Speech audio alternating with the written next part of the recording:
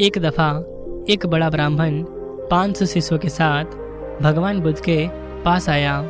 उसका नाम मौलिक पुत्र था। बड़ा ब्राह्मण होने के कारण उसके मन में बहुत सारे प्रश्न थे, क्योंकि ढेर सारे प्रश्न केवल बड़े विद्वानों के पास ही होते हैं। प्रश्न ही प्रश्न और समस्याएं ही समस्याएं।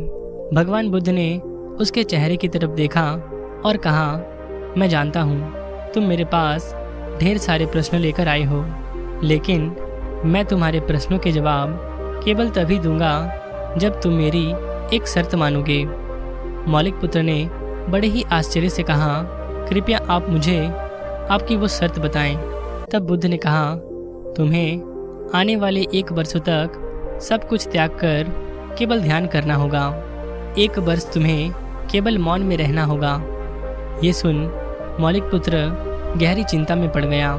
उसने सोचा, 1 वर्ष मौन में रहना और तब जाकर ये मेरे प्रश्नों का उत्तर देंगे, और कौन जाने कि मेरे प्रश्न का उत्तर ये सही से दे भी पाएंगे या नहीं।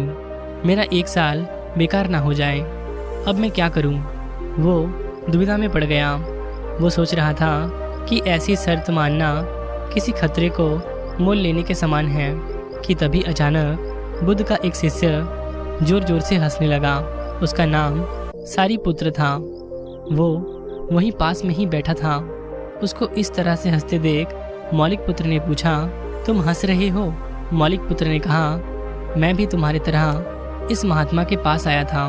तुम्हारे और मेरे में सिर्फ एक ही फर्क है। तुम यहाँ 500 शिष्य लेके आए हो और मैं 5000 शिष्य लेके आया था।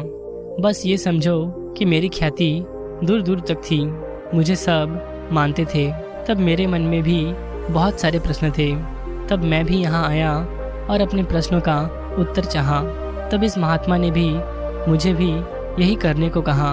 अगर मेरी मानो तो ये बहुत बड़े धोखेबाज हैं। ये तुम्हारे सारे प्रश्न खा जाएंगे। मैंने 1 साल तक मौन और ध्यान करा, लेकिन फिर भी मुझे कोई जवाब नहीं मिला, क्योंकि मेरे सारे प्रश्न ही खत्म हो चुके थे। अब तुम समझो तुम क्या करोगे। यदि तुम प्रश्न पूछना ही चाहते हो तो अभी पूछ लो। मैं इसी चक्कर में पड़ गया। मुझे इसी तरह इन्होंने धोखा दिया। तब बुद्ध ने कहा, यदि तुम प्रश्न पूछते हो तो मैं तुम्हें उत्तर ज़रूर दूंगा, और यदि तुम पूछते ही नहीं तो मैं क्या कर सकता हूँ। सारी उलझनों को दूर रखकर मौलिक पुत्र ध्यान में उतर गया और मन लगाकर उसने ध्यान को जीना शुरू किया। 1 वर्ष बीतते बीतते उसके भीतर की बातचीत समाप्त हो गई। उसके भीतर का हलचल रुक गया। वो ध्यान में मग्न होकर ये भूल ही गया कि उसके 1 वर्ष कब के पूरे हो चुके हैं, क्योंकि जब प्रश्न ही खत्म हो चुके थे तब कौन भला उत्तरों की परवाह करता। अचानक एक दिन बुद्ध ने मौलिक पुत्र से कहा, ये वर्ष का अंतिम दिन है। इसी दिन तुम 1 वर्ष पहले यहाँ आए थे और मैंने तुम्हें वचन दिया था कि 1 वर्ष बाद तुम जो पूछोगे मैं उस प्रश्न का उत्तर तुम्हें ज़रूर दूंगा। मैं उत्तर देने को अब तैयार हूँ। अब तुम अपना प्रश्न पूछ सकते हो। ये सुन मौलिक पुत्र हंसने लगा और उसने कहा, आपने मुझे भी धोखा दिया है। सारीपुत्र ने बिल्कुल ठीक ही कहा था। अब कोई प्रश्न मेरे अंदर बचा ही नहीं। मैं पूछूं तो क्या पूछूं? मेरे पास पूछने के लिए अब कुछ भी बचा ही नहीं। हकीकत में यदि हम सत्य को ना समझ पाएं तो हमारे मन में प्रश्न और समस्याएं पैदा होती हैं। मेरे समस्याएं ऐसी हैं कि मन की एक अवस्था है जहां केवल प्रश्न होते हैं, और दूसरी तरफ मन की एक और अवस्था है जहां केवल उत्तर होते हैं, और ये दोनों कभी साथ साथ नहीं होते।